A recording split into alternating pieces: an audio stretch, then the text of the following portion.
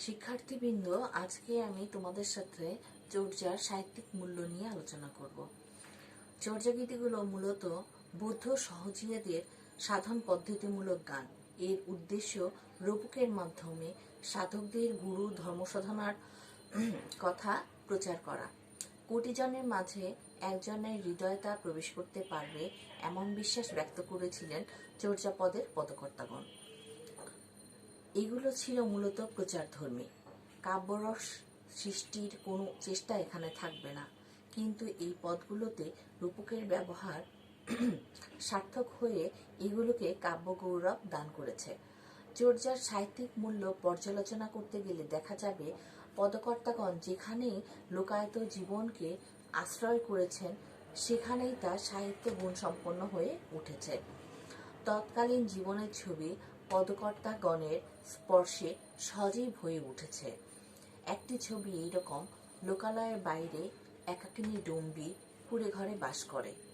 সে অস্পৃশ্য রমণী, তাই লোকালয়ে তার স্থান নেই, কিন্তু সে খুব সুন্দর নাচে। মনে হয় সে পদ্মের পাপড়িতে পা রেখে নৃত্য করছে। তার নাচ দেখে মুগ্ধ হয়ে কবিতাকে প্রেম নিবেদন করছে। তুলো ডম্বী হুঁয়ু কাপালি, তোহর অন্তরে মোয়ে ঘালিলি হাড়েরি মালি। অর্থ: ওলো ডম্বী, ওলো তুই যেমন ডম্বী, আমিও তেমনি কাপালি, তোর জন্যই গলায় হাড়ের মালা পরিধান করেছি। প্রেম নিবেদনের এই ভাষা অপূর্ব। প্রণয়নী অস্পৃশ্য, প্রেমিক তাই কাপালিক সেজেছেন। প্রিয়ার জন্য গলায় হাড়ের মালা পরে সমাজ ত্যাগ করেছেন। তৎকালীন জীবনের যে চিত্র চর্যাগুলিতে ফুটে উঠেছে তা বেশ কবিত্বপূর্ণ। উষ্ণা উষ্ণা পাবত তহি বসই সবরি বালি, মোরঙ্গ পিচ্ছ পরিহান সবরি গিবত গুঞ্জরি মালি। অর্থ: উঁচু উঁচু পাহাড়, সে তার উপরে বাস করে সবরি বালিকা। সে মোরঙ্গ পুচ্ছ খোপায় গুজে এবং গলায় পরে গুঞ্জার মালা। এভাবে সেজে সে বনে ঘুরে বেড়ায়। তার জন্য সবর উন্মুক্ত। সবরে যে পরিবেশে আছে সেই পরিবেশটিও মনোরম। নানা তরুবর মৌলিলি রে গ অনত লাগিলি ডালি, একিলি সবরি বন হিন্ডই কর্ণকুণ্ডল বস্ত্রধারী। অর্থ: ফুলে ফুলে ভরে গেছে সারা বন, সেই বনের ফুল ভরা ডাল যেন আকাশ স্পর্শ করছে। কানে কুণ্ডল পরে একাকিনী সবরি সে বনে ঘুরে বেড়ায়। সুন্দর পরিবেশ, সে বাস করে সবর সবরী। যখন সেখানে কঙ্গুচিনা পেকে উঠে তখন তা দিয়ে মদ তৈরি করে সবর সবরী মহা আনন্দে মদে মাতাল দিন যাপন করে।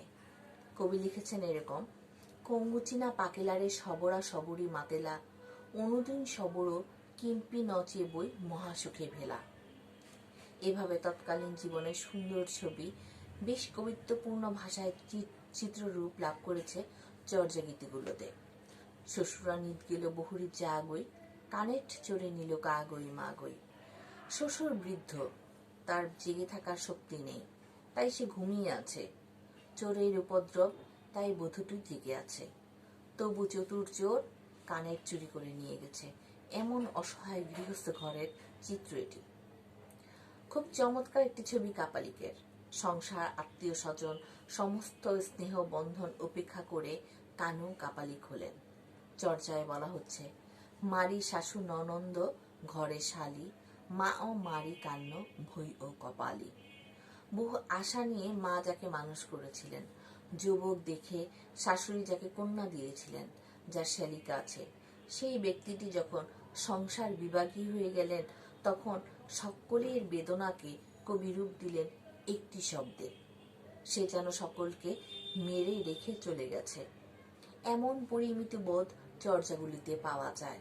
এখানে পদকর্তা স্ত্রীর কথা উল্লেখ করেননি। কেউ কাপালি সন্ন্যাসী হয়ে গেলে সবচেয়ে অসহায় হয়ে পড়ে তার স্ত্রী। তার বেদনা হয় সর্বাধিক।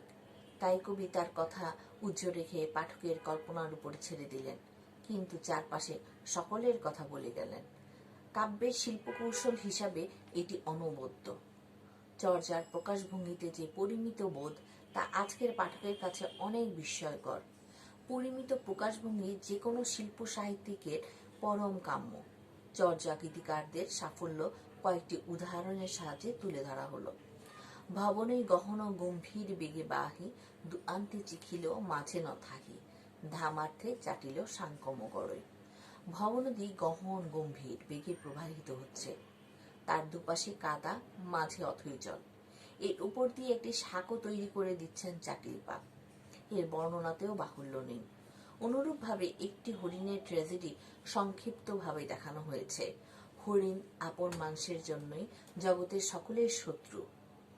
শিকারী তাকে এক মুহূর্তের জন্য ছাড়তে চায় না। হরিণ মনের দুঃখে তাই তৃণ স্পর্শ করে না, পানীয় পান করে না। এই অসহায় অবস্থায় হরিণী তাকে উপদেশ দেয় এ বন ছেড়ে চলে যাওয়ার জন্য। হরিণের পলায়নের দৃশ্য চর্যাকার ফুটিয়ে তুলেছেন এভাবে: তরঙ্গেতে হরিণার ক্ষুণ্ণ দৃশ্যই, অর্থাৎ দ্রুত লাফানোর জন্য হরিণের খুর দেখা যাচ্ছে না। এভাবে সংক্ষিপ্ত ভাষায় হরিণের দুঃখ ফুটিয়ে তোলা হচ্ছে। চর্যায় তৎকালীন বিয়ের কথা উল্লেখ করা হয়েছে। দুন্ধুবিতে শব্দ তুলে কানু ডম্বিকে বিয়ে করতে যাচ্ছে। বিয়েতে সে যৌতুক লাভ করেছে এবং পরবর্তী দিনগুলো তার কেটে যাচ্ছে আনন্দে। সুখের চিত্রের সাথে চর্যায় দুঃখের চিত্র অঙ্কিত হয়েছে। টালত মোর ঘর নাহি পরবেশী, হাড়িত ভাত নাহি নিতে আবেশী, অর্থাৎ টিলার উপর আমার ঘর, প্রতিবেশী নেই এবং হাড়িতেও ভাত নেই। সর্বহারা মানুষের এই অসহায় অবস্থার কথা আছে চর্যাপদগুলোতে।